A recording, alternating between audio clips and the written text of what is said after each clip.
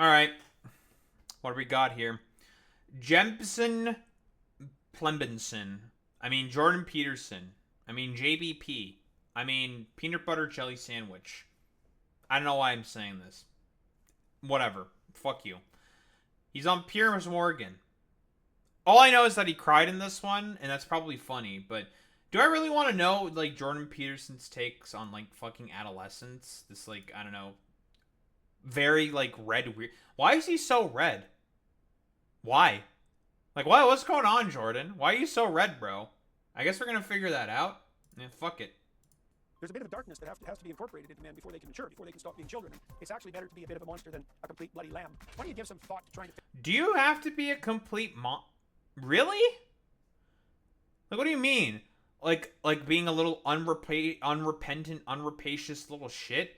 I feel like that's not behavior you should incentivize wholeheartedly within teenagers, because they're just going to do that anyways. It's just like kind of like the natural byproduct as like a kid, and like your duty as like a parent is to sort of like guide them and be like, here's why that might not be a bad thing. I understand why you're doing it, but like saying that like you need to be like unrepentant about it is just like, I don't know, kind of weird, to be honest. Like, yeah, you have to be a complete fucking monster. It's like, do you? Do you have to be a complete monster in order to mature into into an adult? I don't think so. Figure out why young men and women are so isolated from one another now that they don't even date, they don't drive, they don't drink, they don't marry. Why is that? How about 60 years of wait, hold on. Demoralizing, quasi-feminist, dimwit, hedonistic leftist propaganda shoveled at them? We might as well... That's not the reason why, you fucking moron. The problem is because of, you know, suburbanization. There are no third places. It is harder than ever to interact in terms of, like, you know, general broader sort of I was gonna say like zeitgeist. That's not true. It's much harder in order for people to generally get together and to interact, because a lot of average working people are working like 2 to 3 jobs in order to be able to fucking survive. Social media has basically replaced people's sort of abilities to interact with one another. The problem is the fucking economy, stupid. Again, we're gonna fucking pull up the graph, okay? Wage productivity fucking graph. Again, it's the economy, stupid. Going on fucking dates and shit is expensive. You go to like a fucking a pretty decent little fucking goddamn restaurant. That shit costs like 120, 150 bucks, dude. That is expensive. Not to mention you have to have a car in order to be able to get around anywhere. That's a byproduct of suburbanization and car-based infrastructure. Good luck walking anywhere. You know, like, what does Jordan Peterson think of like 15-minute cities? He probably thinks that's like leftist, hedonistic fucking goddamn propaganda. Like, get the hell out of here with this bullshit. The problem is stuff like this, okay? Car-based infrastructure, the economy is dog shit, people's jobs are fucking dog shit, hardly fucking pay anything, and they are expected to be like extremely productive little fucking worker bees. Like, get the hell out of here with this bullshit, dude. That's the main fucking it's not hedonistic 60 years of hedonistic leftist Marxist fucking propaganda, you idiot. Well, teach kids using a Netflix series on adolescence. Jesus, brutal, pathetic. And of course they're going to turn to figures like Andrew Tate in their desperation. I've got to say, I've interviewed you many times. I think this has been our best interview. And the fact it moves you so much, and he says it all. If you didn't genuinely care. Wait, what? What kind of like 3 IQ shit are these idiots saying? Why is he talking about Andrew Tate? He should like people like Andrew Tate. What? I'm confused. And of course they're going to turn to figures like Andrew Tate in their desperation. I've got to say, I've interviewed you many times. I think this has been our best interview. It's just the economy, stupid. And the fact it moves you so much, and he says it all. If you didn't genuinely care, you wouldn't get emotional talking about this. Man, just seeing this, this malaise, it's also overwhelming. You're not doing anything about the malaise, Jordan. Like, he's crying about the malaise that he has a hand in fucking creating. Jordan, you are part of the problem, my dude.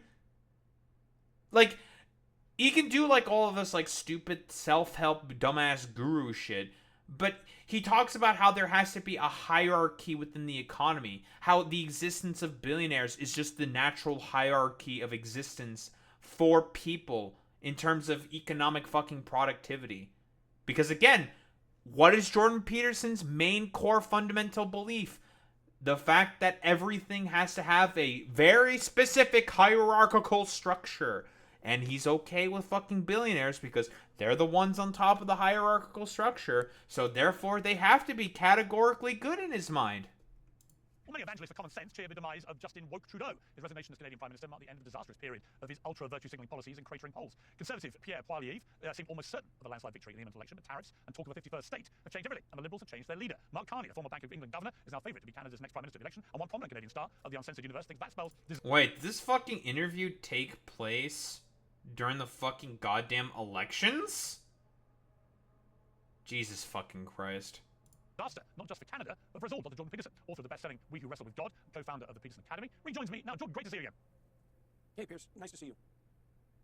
For those who haven't kept up with what's happening in Canada, just very quickly bring us up to speed, because it seemed a few months ago that Trudeau was going, and there was no way in God's hell's chance of the Liberals winning the next election in a few weeks because of the damage that Trudeau had done. But there's been a political change, driven mainly, I think... I'm still trying to understand, what exact damage did Trudeau fucking do? Like, what? Ban guns? He banned, like, handguns. He legalized marijuana. He put in pretty good childcare policies. Hey, Jordan, you want people to be able to get fucking married, for example. You know, all this talk about having children and getting married. Why are you talking about Justin Trudeau's childcare policies, which have been genuinely pretty fucking good? This is what I mean. He doesn't actually give a fuck about this goddamn problem. It's all about, like, virtue signaling to a particular, like, audience for this guy. And that is, like, dumb fuck American right-wingers. Like... if you care about people being able to get married and have children, Jordan, childcare policy is like the number one thing you should be thinking about. But he never fucking talks about any of that stuff. From what's been happening in America. Yeah, well, it's two factors, I would say. I mean, it's certainly the case that Canadians had decided after 10 years of Trudeau and absolutely dismal economic performance and an increasingly fractious and uncertain country that the sunny days globalist liberals had their run and deserved to be annihilated. And that's exactly what was going to happen. They were facing an electoral defeat so profound that they might have lost their official party status. And that was necessary. The West is divided against the East because of the West's dependence on fossil fuel, while the whole Canadian economy is dependence on fossil fuel, and the green liberal... Not so much the case with West versus the East. It's only the central prairie provinces that have it's mostly like the center of Canada that tends to be way more fucking conservative, right? The more liberal parts of Canada are what? The cities, obviously. The maritime provinces. And, well, BC tends to be very NDP because they tend to be more left. That's not like what are you talking about? Okay, whatever. Liberals' insistence that can't proceed and that somehow some new magical economy is going to emerge that will make everyone twice as rich and the air is stellar and clean. And, well, and then two things happen. Dude, Justin Trudeau constantly talked about how, as a part of green policy, that Canada would need to pump oil and ship out fucking oil. What are you talking about? What green policy? Green liberal policy? Yeah, fucking nonsense. Trudeau resigned, and Trump started his saber rattling in the United States, particularly in relationship to Canada, although not uniquely. And Canadians have often united in the face of American expansionism. It's a historical trend, and it's also the case that Canadians have a proclivity to pride themselves on being morally superior to the United States, and any excuse is good enough. He's not wrong there. And then the Liberals, also being relatively instrumental and canny, decided that they would install a new leader, coronate him, and now we have a prime minister who's only being selected by about 130,000 Canadians. And the real issue here is, Piers, I think that older Canadians who are likely to prefer Carney... What do you mean by only 130,000 Canadians? The fuck are you talking? Hey, I'm sorry that you don't like our current electoral system. You want to do something to fucking... Listen, Jordan, I have no problem with wanting to change our first-past-the-post system that we currently have here in Canada, eh? I ain't got no problem with that, bud. We can do that. But that would mean conservatives would have a much harder time being able to get into power. I don't know about that one. Believe that he's a return to the stability, let's say, of the period between, well, even the post-war period, but particularly between 1990 and 2010. You know, Carney's a banker. Canadians think he's pro-free market. They think that he's pro-industry. They think that he's a genuine, old-style, stable, conservative, liberal type. And he looks the part, and he plays that, and that's how he puts himself forward. But the problem with that... I have news for you. He's currently playing that part. We've taken a look at some of Mark Carney's bills. Our own sort of Canadian Patriot Act, Bill C-5, where you can just claim any territory in terms of the national fucking interest for, like, potential economic fucking productivity or, you know, what have you. Yeah, that's an accurate assessment so far, Jordan. I mean, to be fair, this was about 3 months ago. So, so far, yeah, I would say that Mark Carney's playing that part pretty well. sir, is that Carney is seriously bad news. Despite his international cachet and his lengthy CV and his term as Bank of England governor, that's all impressed Canadians and made them believe on the face of his CV that he's a competent person. But a little bit of investigation into what he believes and the scope of the oncoming disaster makes itself clear. And Carney believes that 75% of the world's fossil fuels have to remain in the ground. He believes that every single financial decision that every individual makes in every company should prioritize decarbonization over every other consideration. Right? He was UN climate envoy, and he started a consortium of businesses that agreed really to be under the aegis of central planning because he believes the climate apocalypse narrative. And my sense is that it's not a narrative. Jordan, there's been constant studies talking about how climate change is real, is fucking happening. Are we gonna do like the whole like, I don't know, Joe Rogan like 3 IQ conspiracism now or some shit? Talk about like, oh yeah, bro, that's totally not happening because of I don't know, some pimbly wimbly shit, or because like liberals are like loser namby-pambies or some shit. Yeah, bro, but like that's just like totally not alpha or something. Like, is this what we're going with, Jordan? We're just gonna do climate change denialism because again, you don't seem to understand the difference between like what climate is and climate change is, because you just do the whole like conflationary wordplay game because you don't actually like have really much understanding of anything. Like, seriously, if you listen to this man talking about climate change, he genuinely has like no idea what the fuck he's talking about. Entire narrative, and I mean entire, is nothing but the use of provocative and ill-founded fear to exercise a level of control over people that, well, we'll find unimaginable if it ever manages to manifest itself. And it's economically devastating. I mean, Okay, how about we get some studies on climate change? Fuck it. Studies on climate change. Just random study. It doesn't matter. Who cares? Scientific consensus? What? Jordan, what's going on here? Seems like it's from NASA. And they're saying NASA Goddard Institute for Space Studies, Hadley Center Climate Research Unit, NOAA, which also got recently defunded, National Center for Environmental Information, and Berkeley Earth. So that'll be the university, right? Well, what's this? What's going on here? The climate seems to be changing. And it's because of a lot of general sort of human activity. Statement on climate change from 18 scientific associations. Observations throughout the world make it clear that climate change is occurring, and rigorous scientific research demonstrates that the greenhouse gases emitted by human activities are the primary driver. And this is from 2009. So this is a statement from 2014, the American Association for the Advancement of Science, the American Chemical Society, 2016 to 2019, the American Geophysical Union, American Medical Association, the American Meteorological Study, the American Physical Society, the Geological Study of America. Man, there's a lot of scientific institutions saying this. But again, like, we knew that climate change was happening since, like, what, the 70s, right? Because ExxonMobil, reporting climate change was real in the 70s?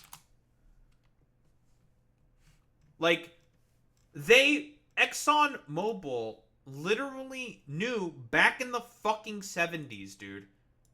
Exxon scientists were uncannily accurate in their projections from the 1970s onwards, predicting an upward curve of global temperatures and carbon dioxide emissions that is close to matching what actually occurred as the world heated up at a pace not seen in a million years. Hey, Jordan, what's this? This is from ExxonMobil, dude. If you don't care about scientific institutions, what about Exxon? It's a fossil fuel company. They wouldn't benefit from this stuff, yet they've been saying the same thing. That's a little interesting. Your country's being devastated by the net zero idiocy, and one glance at Germany should convince anyone that that's a really bad path to walk down. And so Canadians are looking. The thing that specifically happened with Germany in terms of why they ended up getting rid of their nuclear fucking power plants, you fucking dumbass, was because of corruption. And due to the fact that, a bunch of fucking politicians had gotten paid by fossil fuel executives within Germany itself to basically start going ahead and getting rid of their nuclear power plants and facilities. That's why. And you want to know what happened? Yeah, it's all car lobby shit. What is it? Because, again, there's a lot of coal that still remains in Germany, but it's like dog shit quality coke. Like coal coke or some shit. It's like really poor quality fucking coal that has to get like basically they take like the giant shovel digging machines, those giant excavator machines, and they have to fucking strip mine locations of it. But like air quality graph Germany.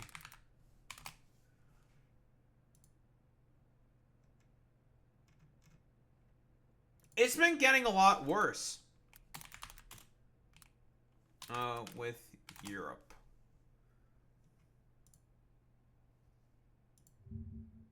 Well, what's going on here?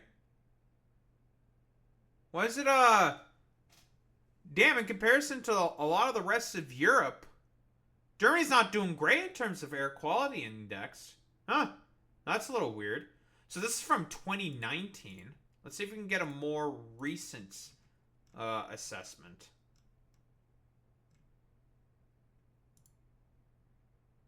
Exposure to air pollution by particles smaller than 2.5 micrograms.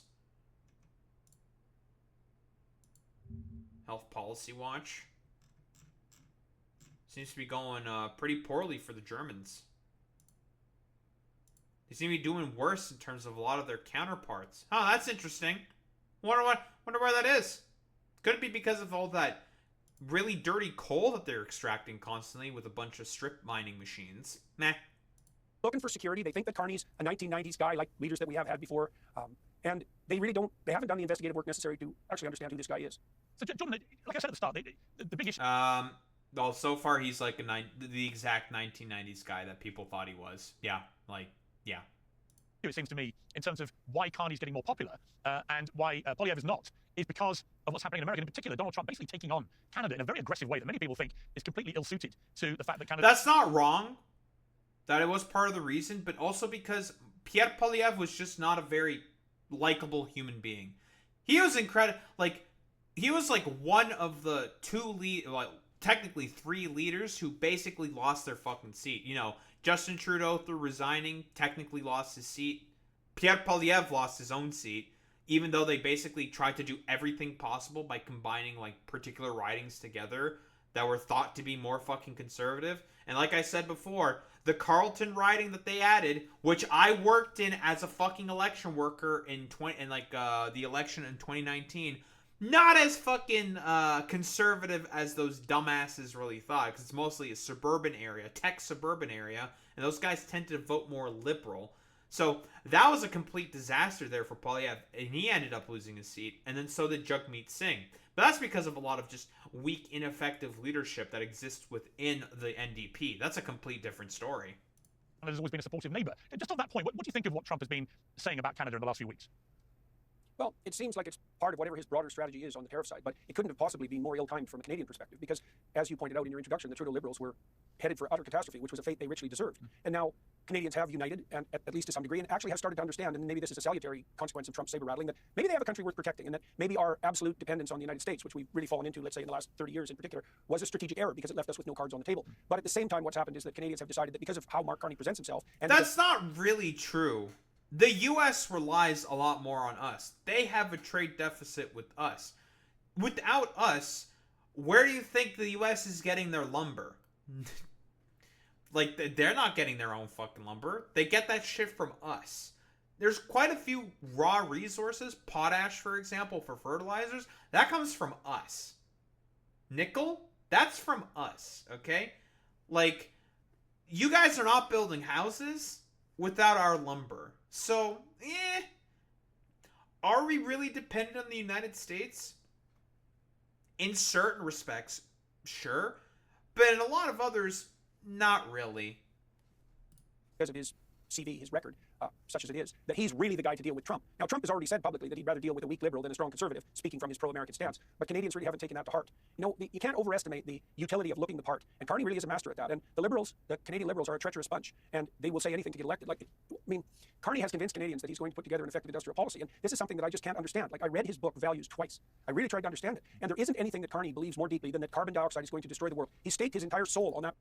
He still thinks that, like, dude, you can make industrial policy that's green, dude. What the fuck are you talking about? Putting up solar panels, maintaining the that is industrial policy. That's how that works. Like, what? Okay, whatever. As expected from Jordan Peterson, he has like no idea what the fuck he's talking about. Proposition. And now he's telling Canadians that he's going to be the leader to turn us back into an industrial dynamo, which is kind of a 1970s vision anyways. And Canadians are desperate to believe that. And then the Liberals have been extremely canny in leveraging that anti-American sentiment. And the Americans, insofar as they care about Canada, have been extremely blind and foolish in relationship to the consequences of their utterances. Like, I've used my connection network to find out what the hell is going on behind the scenes in D.C. And it's pretty clear that the demolition of the Canadian Conservatives is an unintended consequence of Trump's broader strategy. And so if he would have just held off for a couple of months, and that's obviously his decision, then... I mean, it's also because Pierre Poilievre is like, he's just extremely fucking unlikable. There's been like reports from like conservative strategists and fucking podcasts from Canada themselves saying like, yeah, people who like went around knocking doors for Poilievre, the one thing that they consistently got was just like, oh, he's like really just like an asshole. That's not a good fucking look, okay? There's a reason why he lost his fucking seat, because he's just like an unlikable, smarmy little fucking freak. There's a reason why the joke is like, he's basically our version of Ron DeSantis. And Ron DeSantis is, again, a really smarmy, unlikable fucking loser. Would have had a much more stable, reliable, productive, and intelligent country to the north. And now I'm not only afraid that Carney will win, Piers, and the polls, especially Polymarket, seem to indicate that at the moment. I don't actually believe that the country will stay intact. Polymarket's a really good indicator for who wins elections. Sure. With another 4 to 8 years of Liberal governance, I think the West of Canada will decide that it's had enough. And certainly the Premier of Alberta, which is our oil-rich province, has been very, very forthright in her objection to everything Carney does. And, the minister who was responsible for energy policy under Trudeau was literally a climate activist from the time he was 5. And Carney, with his emphasis on decarbonization, couldn't be a worse enemy of really Canada's fundamental economic engine. And, of course, now he's rebranded himself. Well, so far that's not the case. But, okay. Evidence? Entirely. And as I said, he looks the part. He looks every inch the part, and Canadians would like some stability and to move away from the narcissistic pretender who was our last leader, but they're not going to get what they bargained for. The IRS is the biggest flex. Wait, narcissistic pretender? Bro, fucking Piers Morgan does the fucking gold fucking... Are you fucking for real? That's so funny that Piers Morgan does the America gold fucking dog shit. It pretty much tells you everything about him as like a fucking political commentator or whatever. There's a reason why I don't really cover Piers Morgan videos, because most of them are fucking stupid. But what was he even saying before? Rebranded himself entirely. And as I said, he looks the part. He looks every inch the part, and Canadians would like some stability and to move away from the narcissistic pretender who was our last leader, but they're not going to... Yeah, there we go. And Pierre Poilievre is not a fucking narcissistic pretender? Have you seen his, like, stupid little coffee sippy fucking videos? That guy's not a narcissistic pretender? Are you actually for real? I can agree that fucking Justin Trudeau is a narcissistic fucking pretender. Yeah, sure. Pierre Poilievre, dude, one of the main criticisms people had of his campaign is that he's just like a smarmy little fucking asshole freak. Like, people do not like him. Like, seriously? There's a reason why he lost his own fucking seat. Fuck your goddamn ad. Of Canada being the 51st state of the United States. I can't think of anything more guaranteed to rile most Canadians against an idea than that they would become a vassal state of the US. How damaging do you think that has been? Dude, there was booze during Canadians appreciate the real danger of the Liberals. It's been very damaging, and this is especially true for older Canadians. There's a huge age divide in voting preference in Canada, and older Canadians who lived in a stellar period of Canadian history, when all of our institutions were solid and reliable, looked to Carney to restructure the country, to return the country to its former, I wouldn't say glory, because glory isn't a Canadian concept, but productive, peaceful, predictable stability, that's not so bad, and we had that for a long time. And older Canadians believe that Carney will bring that back and that he can negotiate effectively with Trump. Younger Canadians aren't fundamentally concerned with Trump. They're fundamentally concerned with the fact that their economic future looks dismal. Like, the projections are that Canada will be the worst performing economy in the developing world for the next 40 years. And that's definitely a Liberal legacy. And the fact that we're utterly confused about how we're going to move forward on the basis of the economy. No, that's a problem with austerity, which you are okay with, Jordan. Like, you don't have a problem with billionaires being on top of the fucking hierarchy. That's your basic economic philosophy in a nutshell, okay? Billionaires are on top of the hierarchy because they're just on top of the hierarchy, which is therefore good, because there's the hierarchy that you have to maintain at all times, right? Like, that's the main fucking problem that we're having in Canada. It's like corporate fucking price gouging, which seems to happen constantly in this fucking country. Incredibly fucking corrupt bullshit, because again, we have leaders that aren't going to fundamentally do anything about, well, the fact that we keep getting our eyes gouged out by a bunch of price gouging ghouls at the top. That and housing, okay? Pierre Poilievre was one of the main problems in terms of our housing market problem, Like, quite literally. Most of the homes that he fucking approved was all luxury condo bullshit. Generally speaking, he hardly approved any, like, low price housing for, like, new families to be able to live in. And then the immigration policy happened, and that bubble that's been there for, at this point, like, over a decade, burst. And whoa, we had probably the biggest housing crisis since the Great Recession of '08, dude. Economy that we have, which is not entirely a fossil fuel economy or resource economy, but in large part that means that there's no reason to assume that sunnier ways are coming our way. And young people are really concerned about that. That's their fundamental issue. Housing price acceleration, for example, which has made many Canadians under 40, let's say, despair of ever owning a house in a country that's got nothing but land to spare.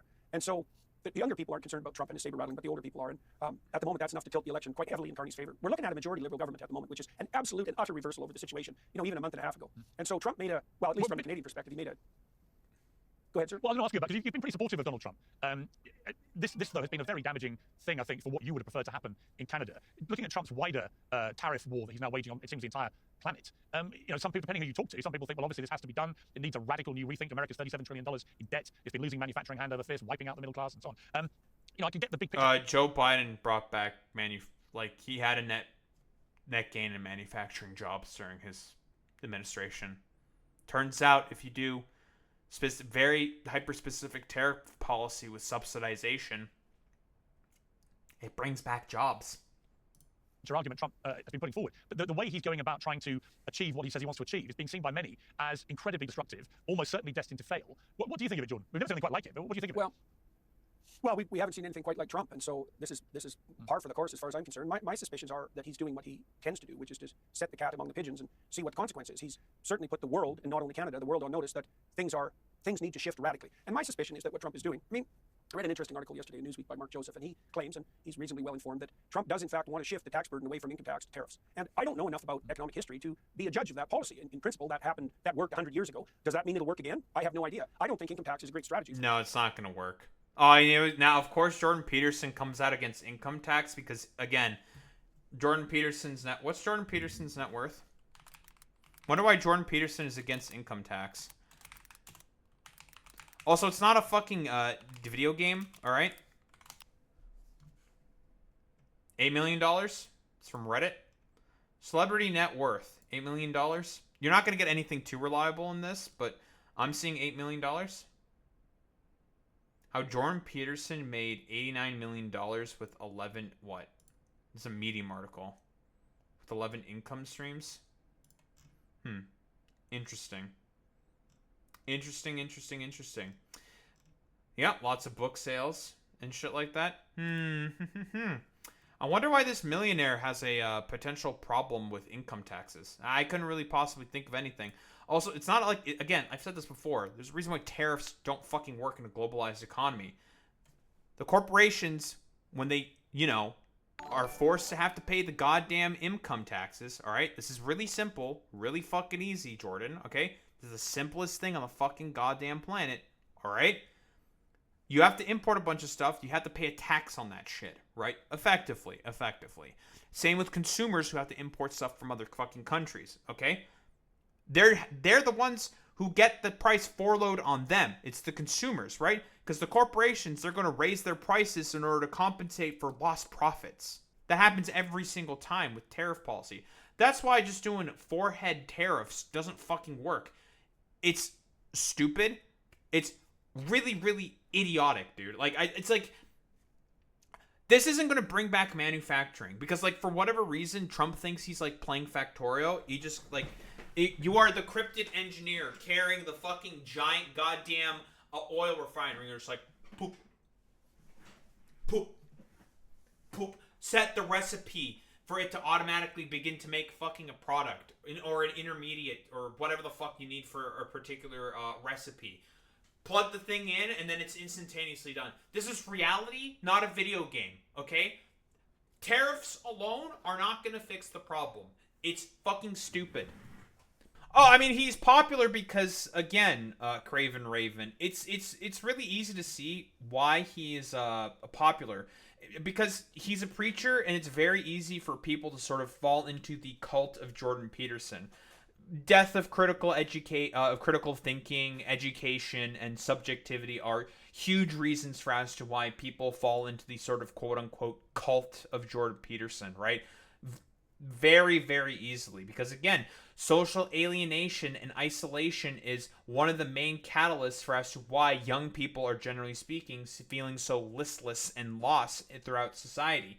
Jordan Peterson offers some solution to that problem.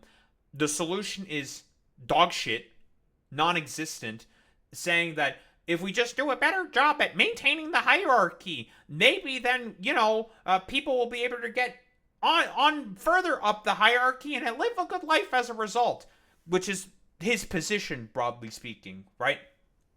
If we just do hierarchy better, therefore we will be successful. When the problem is the existence of the hierarchy fundamentally, Jordan, your ideology and your political philosophy, what you think is the main actual issue here. But people fall into that because, I don't know, a death of education, Ronald Reagan, George Bush, blah, blah, blah, blah, blah. For funding a country, but that's a casual and idiotic opinion from someone who isn't informed in such matters. But it's certainly possible that that's part of what Trump is pursuing. Another real possibility is that he's doing his art of the deal work, and he's terrifying everyone into returning to the negotiating table so that he can make a better deal for the United States, and maybe particularly for the working and middle class that he really does seem to care about. And he's putting everyone on notice that I have no idea. I don't think income tax is a great strategy for funding a country, but that possibility is that he's doing his art of the deal work, and he's terrifying everyone into returning to the negotiating table so that he can make a better deal for the United States, and maybe particularly for the working and middle class that he really does seem to care about. And he's putting everyone on notice that the old order is done, and we're going to make some new negotiations. And well, I mean, this was 3 months ago. Jordan, the one big beautiful bill, says hello.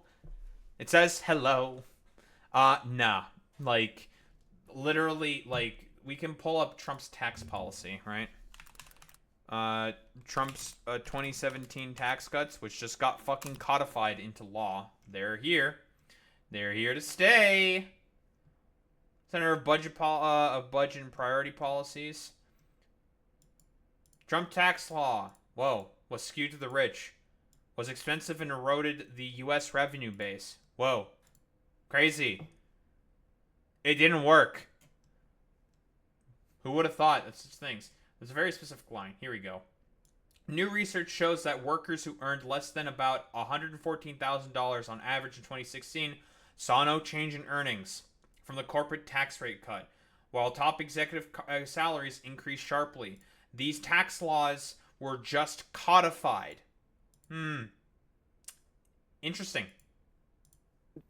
Again, I don't think I'm qualified enough on the political and economic front to judge the suitability of that approach. It certainly seems to have woken up Europe, and that's something to say because Europe's been asleep for a long time, and I can't say that I'm unhappy about that because Europe deserves to be woken up. And it is the case that the working class and the middle class in the United States have been hollowed out to some substantive degree, and people are unhappy about that. And it's going to take months or years to evaluate this particular strategy. Yeah, Europe's it's part of the art of the deal issue, though, as far as I'm concerned, is that Trump is thumping his chest and saying, we're going to take a new look at things, and I'm going to bloody well make sure that the U.S. comes out on top. That's actually his job, and it's something, by the way, that we have been... Well, the debt and the deficit are blowing up. The economy's in shambles. For the first time, I think, in, at least a decade, the dollar's beginning to lose strength within the United States. Are you sure this is going to work out as well as you think it is, Jordan? Again, 3 months ago, but not looking good. Spectacularly bad at in Canada. Our industrial policy for the last 30 years, particularly the last 10, has been backward looking to a degree that's almost unimaginable. We've got no strategy for dealing with IP or data ownership, even though that's the entire new economy. And even if we turn back to an intelligent resource policy, that'll still mean that we're stuck in the 1970s. And so, well, that's a lot of complication. But I understand Trump's motivation, and he's certainly taken a radically pro-American stance, which is kind of what you'd want to see from a national leader. Now, I'm not very happy that it was ill-timed from a Canadian perspective. Not really. What the fuck are you talking about?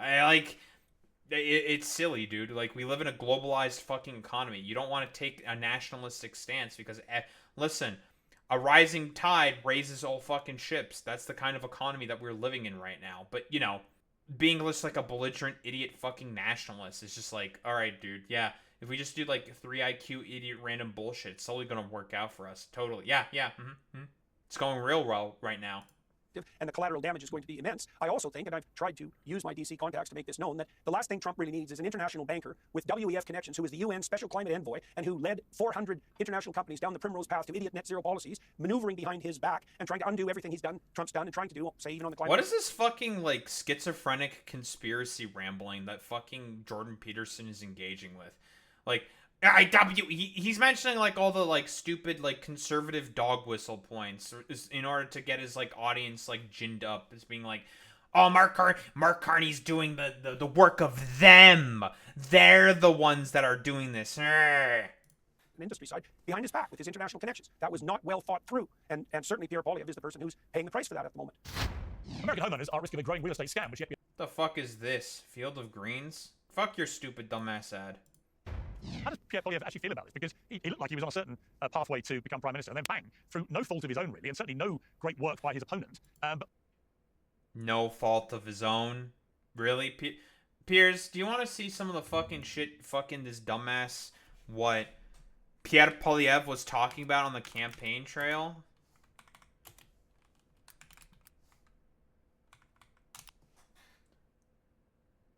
Like, bro is talking about women's biological clocks, man.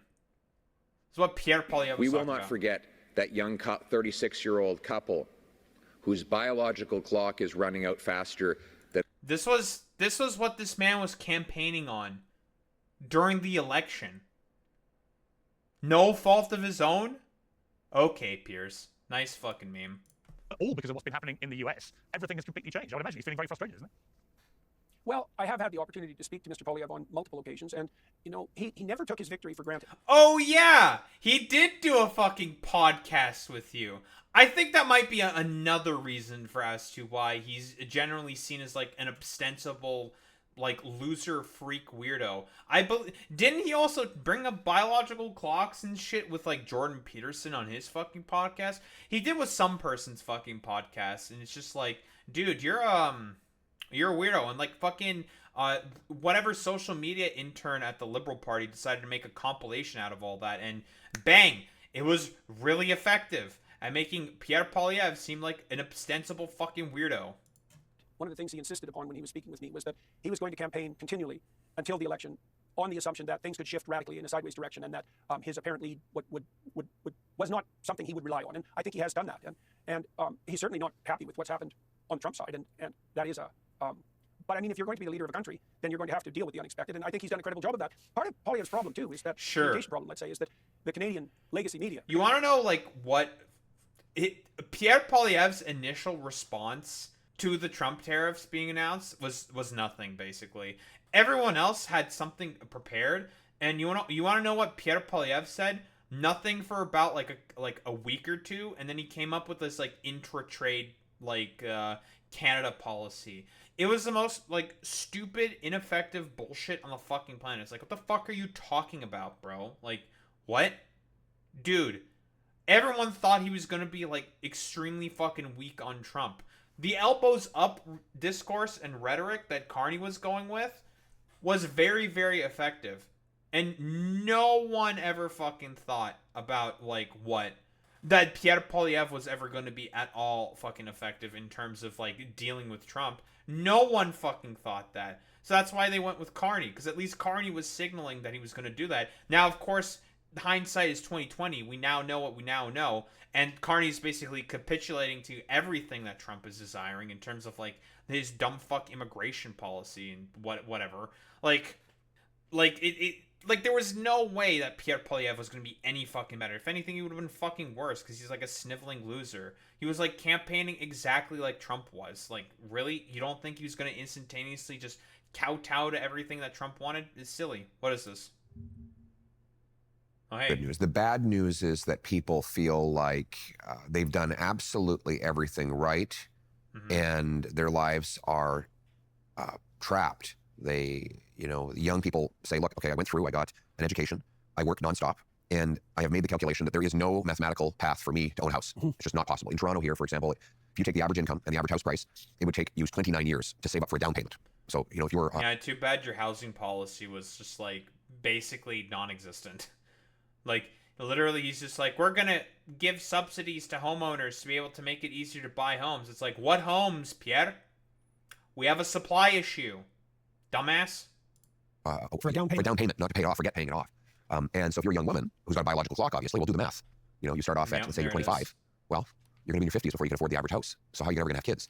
And that's about the time when people think about downsizing from their house. That's what they used to think about downsizing. They usually have... Yeah. It's not because of... This is why he fucking lost.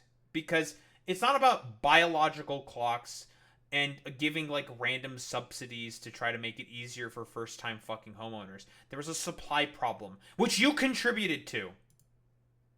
Particularly the Canadian Broadcasting Corporation, very much similar to the BBC, is state-funded and very much inclined to favor the ever-ruling Liberals, particularly because Poilievre has threatened, and I think he means it, to defund the CBC. Well, no, it's because the CBC believes in reality, and the reality skews liberal, and you just hate reality. Like, that's really about it, dude.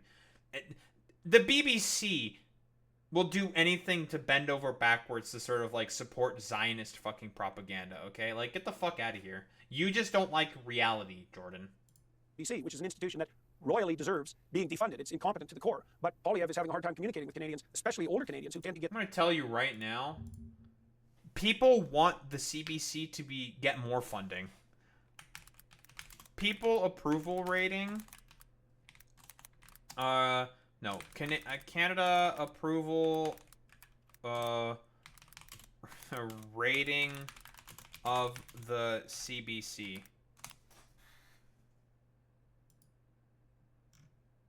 That's if the election was held today.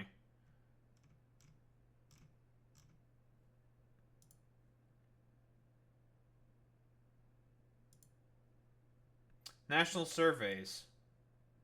How do Canadians really feel about the CBC? Go away.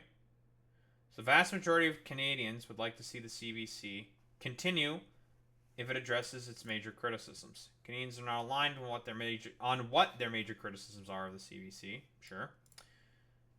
When asked what they would want to do with CBC/Radio Canada's budget, 57% of respondents said they would either increase it or maintain funding.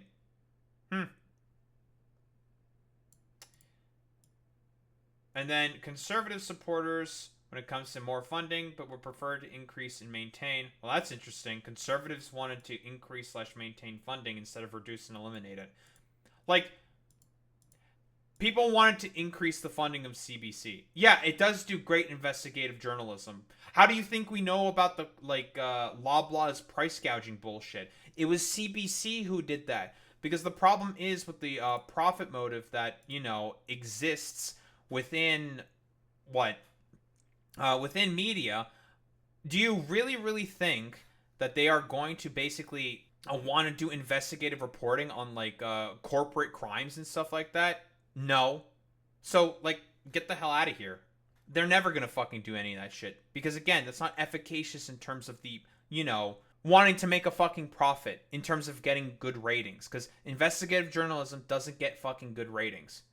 Their news from the CBC, let's say, and assume that it's reliable like it was 30 years ago. And so he's facing that as an obstacle as well. And then he's also facing the fact that it's a very deep temptation for Canadians to parade themselves as morally superior to the evil and unpredictable Yankees to the south. And certainly the Liberals have been capitalizing on that and terrifying people about Trump and telling everyone that our relationship with the U.S. is over, which is a preposterous claim in many ways, although Canada definitely needs to differentiate and make more sophisticated its economic structures. I mean, we're far too dependent on the Americans. And Trump is also, in some ways, to give the devil his due, pointing that out to Canadians. So one thing he said, and he said this to other countries in the world too, is that if you can't really bring anything to the negotiating table, if you have no real power, then why should we pay any attention to what it is that you are asking for or claiming?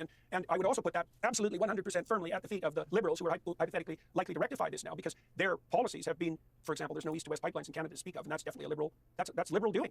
And Carney says he'll rectify that, but he was the author of those policies to begin with. And the other thing he's done that's so treacherous, truly treacherous, is to present himself as an outsider. And what he means by that, I suppose, technically, is that he's never been elected, which, is a dangerous thing for an actual prime minister of a country. But he's been a key economic... I mean, it's pretty difficult for... I've also criticized Carney's position for saying that. It's going to be hard for you to make the case that you're an outsider, considering the fact that you've been, the governor banker... for England during the time of the Great Recession. It's gonna be kind of hard for you to make that argument, but yeah. Advisor operating both in front of and behind the scenes in Canada for the last decade, and he's a man that's responsible in large part for the policies that have made Trump able to do exactly what he has done to Canada over the last month and a half. If you're so damn daft that you've got no power when you come to the negotiating table, especially when you're dealing with the superpower Americans and madman deal-making Trump, then it's not surprising that you're going to find yourself at a loss and not... Yeah, deal-making Trump. He's made basically no fucking deals whatsoever. He's 0 for 4 on the ceasefire attempts that he was trying to go for with the Russians and the Ukrainians. over fucking 7 with like constant like Iran nuclear talks. I think the only trade deals that he was able to get at this point, because at when we're talking about, which was about 3 months ago, was none, right? And he just did like what, Liberation Day, or he's about to do it, right? 3 months ago. No, it would have been Liberation Day. Would have just happened basically with this like global trade war, right? And basically no one came to the table. Just recently started to just get some like negotiation deals, and with the United Kingdom and Vietnam, which are already like longtime allies with the United States. So like, okay, cool, whatever. It wasn't gonna fucking happen, dude. Holding the appropriate cards. And maybe Canadians have woken up to that to some degree, but they're definitely turning to the wrong man to solve the problem. So what's Poilievre is attempting to put forward his pro-working class policies, and he's very popular among young Canadians who should have a say in their future, but the saber-rattling by the Americans has definitely worked to a staggering degree in favor of Mark Carney and the Liberals. And Canadians are deluded enough to think that he's a new guy, and he's not. He's the worst of the old, that's for sure, you know. And I mean, you know, he is technically new because people have never heard about him. Like, let's be honest here. The interesting thing about America at the moment is it's run by two people in terms of Donald Trump and Elon Musk, who I would imagine from a psychoanalysis point of view would be just about as fascinating a subject as you could possibly get. We've talked about Trump, but what do you make of Elon Musk and the whole Doge thing, but also the vicious reaction from the woke left, who of course originally had him as their green energy savior? well, it wouldn't surprise me in the least if half the money that the American government spent, the Canadian government as well, the British government, governments as such, is like utter waste. And worse than that, like positively counterproductive. And it's certainly the case that Musk is the kind of managerial businessman who's very detail-oriented. He's an engineer. Engineers know how things work from the atoms upward. I have many engineers as friends, and I've watched them run companies, and the good ones know everything about how their enterprises operate, and they pay attention to every detail. And Musk is definitely one of those people. And we know that because he's done 5 impossible things, at least, and then he bought Twitter, and he cut its staff by 75% and made it work better, despite the fact that his advertising base collapsed. And he did that despite... Dude, Elon Musk is doing such a good job of running his companies. All of his dumbass rockets constantly blow up. When he bought Twitter, it was a complete like rank shit show. It barely fucking worked half of the time. The only reason why it works now is because like Elon's no longer chewing at the wires and has like nothing to do with like what's going on in Twitter. Like, what the fuck are you talking about, Jordan? Like, Elon ain't doing shit. Like, what do you mean? He's an active detriment. He has a lot of engineers, to be quite honest. So, meh? You know, eh? He has a lot of engineers that do his work for him. Elon doesn't do anything. He's just a hype man. That's literally his point. Despite the fact as well that everyone thought it was a mad move, economically and practically. And so I think it's great that Musk and his team of brilliant young engineers are going through the budget line by line, trying to figure out where all the idiot money goes. And I think the left is appalled by that because they've set up an entire network of so-called non-governmental agencies, organizations, NGOs that are essentially funded by taxpayer money that run their quasi-criminal radical enterprises all around the world. And now the gravy train has ceased to operate. And so it's not surprising they're unhappy about that. But thank God for that, as far as I'm concerned, especially given the catastrophic levels of debt that the American government and Western governments everywhere carry, is absolutely necessary. And for some reason, the left is skeptical of big business because they don't trust capitalists, even though capitalists have made the world wealthy and it almost eradicated absolute poverty all around the world, especially since the Berlin Wall. Eradicated absolute poverty.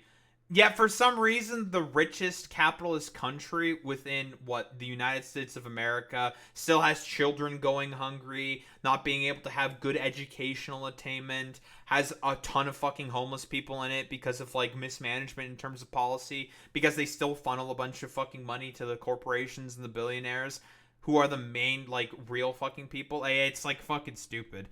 Like, it's the silliest fucking nonsense. Yeah, brilliant young engineers. Most people I've worked with the past 10 years and devs can run circles around these dumbasses. Couldn't have said it better myself, Boy Meets Mini. Wall fell, and done that far more cleanly than socialist or communist governments everywhere by a huge amount. Apparently, the radicals think that big government is trustworthy, even though big is the problem. And they believe that because good-thinking moralists like themselves are in charge. So here's the thing with Jordan Peterson. He doesn't understand how communism works because, again, he has like a fucking particular like schizophrenic fucking fear of like communism. Like, to be like this. Quick reminder: this is also the same dude who basically keeps a bunch of, I think it's like USSR memorabilia around in his house to have like a constant reminder of the true enemy to progress, to hierarchy. Because in reality, the only reason why Jordan Peterson is basically against communism is because of the fact it is quite literally against fucking hierarchy. So That's cool. That's pretty great. Oh, yeah. Exactly, Boy Meets Mini. Yeah, he does have constant references to, Sollenstein. That's pretty great. Very cool. We love Jordan Peterson. And have the wisdom and the intelligence, and this is also what Carney believes, fervently, to believe that they could operate by central planning principles and make the world a much better place. And we know what happens when that happens, Piers. We know what's happened to Germany, where energy prices are 5 times what they should be, and they cause more pollution than they did 10 years ago before these idiot green policies were put in place. Then there's you characters in the UK, and you guys...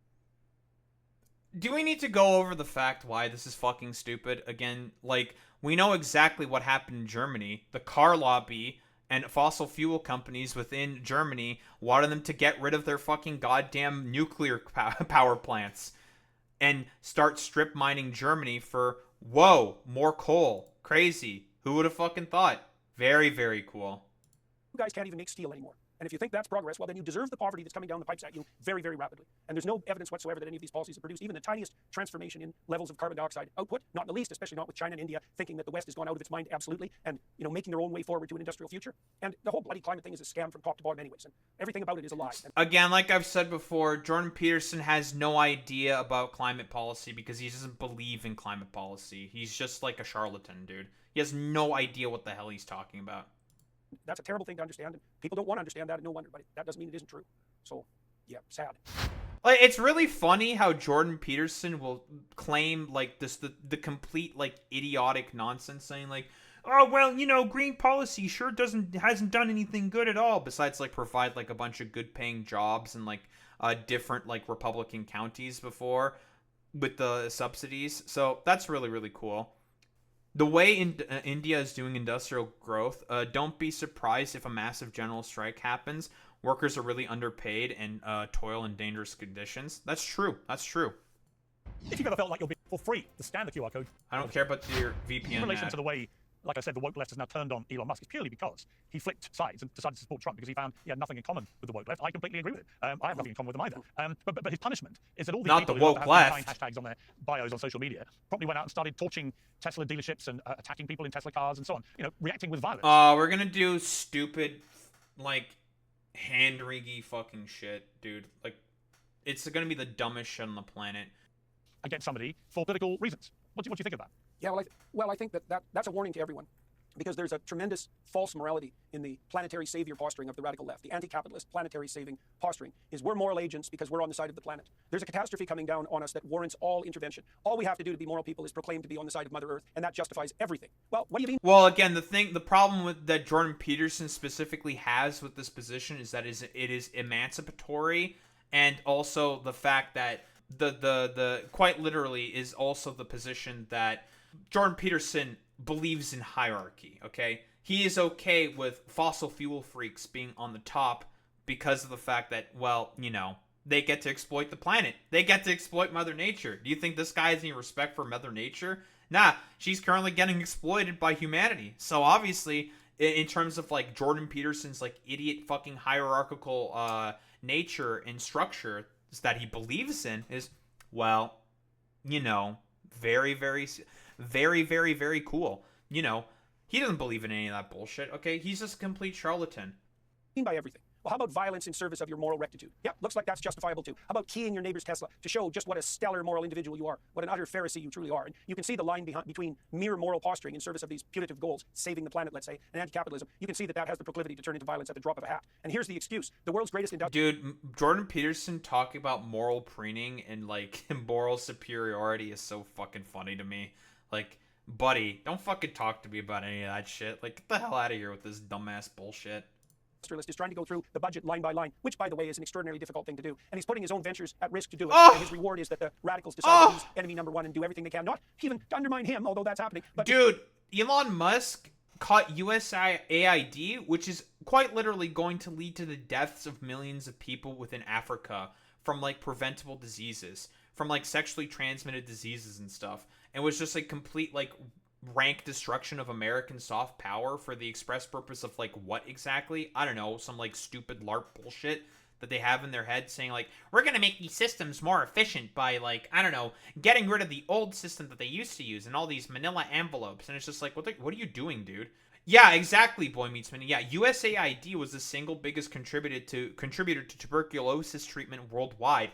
And that got fucking cut. So much for tuberculosis treatment. I guess a bunch of people are just going to die in Africa from tuberculosis. You hate to see it. To target people who've bought green vehicles from the most effective electric car manufacturer in the world. Yeah, and that's what? That's progressive logic. Progressive, right? You know, Piers, one of the things I figured out, there's this finding, you know, in the psychological literature that people become more conservative as they get older. And that's actually not the right way to read that data. The right way to read that data is that progressive policy, that infantile, hedonistic, self-centered progressive policy, is nothing but the political expression of radical immaturity. And that, like, classical liberalism and classic small c conservatism is something that you have to learn how to manage painfully as you get older. And so the reason that those Marxist doctrines and the socialist, hedonistic, we're going to take care of you for the rest of your life doctrines don't go... Is there even any evidence to really suggest that people, like, do people get more conservative when they age? I thought that was, like, some bullshit.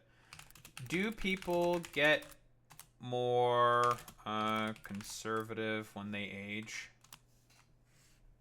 Like, does that really happen? I feel like that just depends, right? It's like a folk wisdom. Well, this is just the abstract.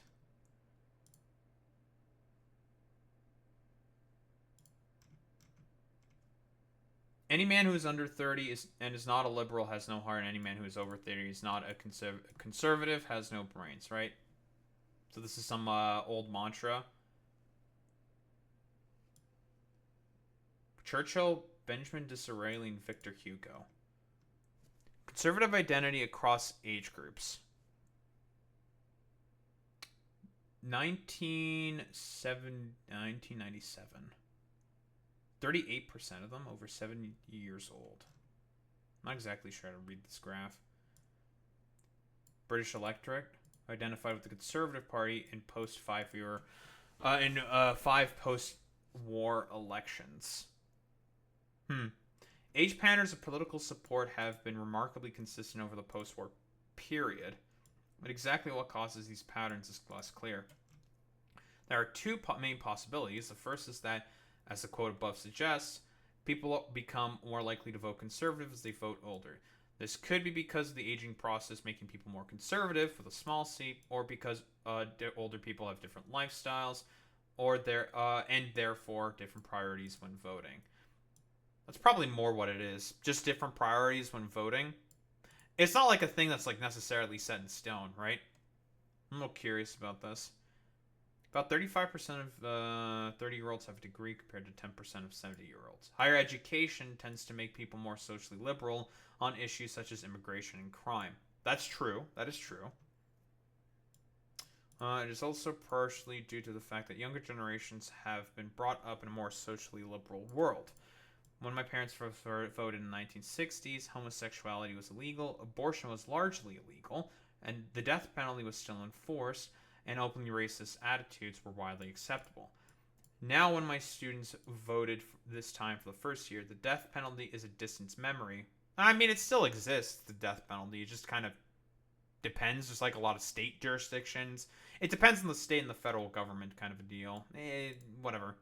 Well, I mean, the thing with the manspherification is that's mostly affecting, I think, that's like mostly just young white Gen Z men. That's really about it. Millennials are significantly more progressive, broadly speaking. Like, those people are very, very, very progressive. Manspherification, and more so I would say Gamergate, play a huge part in terms of like why young white men tend to be conservative, and also what this dumbass over here has a big, big role into that and playing that as well. It kind of depends.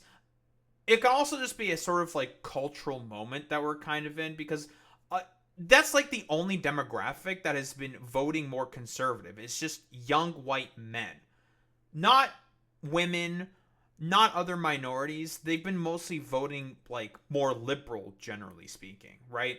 Although there's been like gains in terms of that for the Republican Party, but I think that's because of just how ineffective the Democratic Party has been in terms of their do-nothing strategy, and just how, like, well, Joe Biden being just a completely dogshit candidate. That's mostly, like, the biggest reasons why. I think it's more like a flash-in-the-pan kind of, like, cultural zeitgeist kind of a moment that has led to this. And I don't think it's like a broader trend. I think it's just like a lot of like social factors and other like systemic sort of things that happen to sort of like make it such that people became like more conservative, right? Oh, 1000%, Alex. Like, we all know the meme about like, if someone hears that they're like if a woman hears that you're like a Joe Rogan listener, the likelihood of that date going south and like them not liking the man as a result because of them being a Joe Rogan listener significantly fucking increases.